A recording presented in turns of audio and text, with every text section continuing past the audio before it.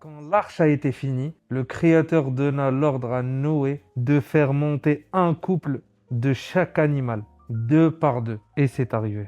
C'était le grand rassemblement. C'est le moment où Noé est monté dans le bateau avec ceux qui le suivaient. Et là, un moment hyper touchant. Son propre fils refuse de monter. Il s'est dit qu'il allait se réfugier sur une montagne. Noé a supplié son fils, monte avec nous, c'est ta dernière chance. Mais le fils a refusé et a été emporté par le déluge. C'est hyper triste, mais ça montre bien que la foi, c'est un choix personnel.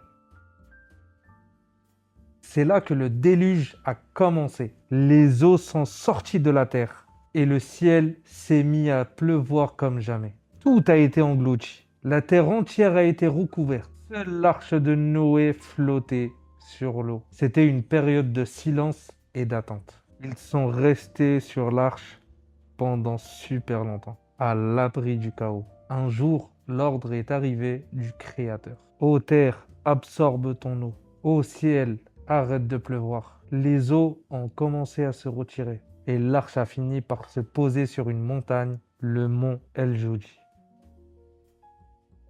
L'arche s'est posée et Noé et ceux qui l'ont suivi et les animaux ont pu sortir. Ils ont fait une prière pour dire merci au Créateur d'avoir été sauvés. Noé et ceux qui l'ont suivi ont reconstruit le monde. Ce sont leurs descendants qui ont repeuplé la terre. Noé a travaillé la terre, il a continué à vivre et à guider les siens.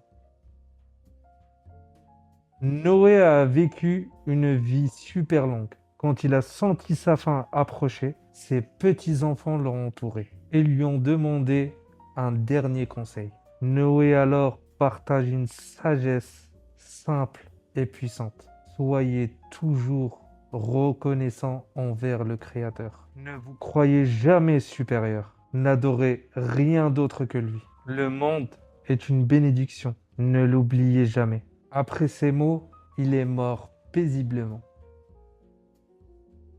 L'histoire de Noé, ce n'est pas juste un conte. C'est une leçon de vie.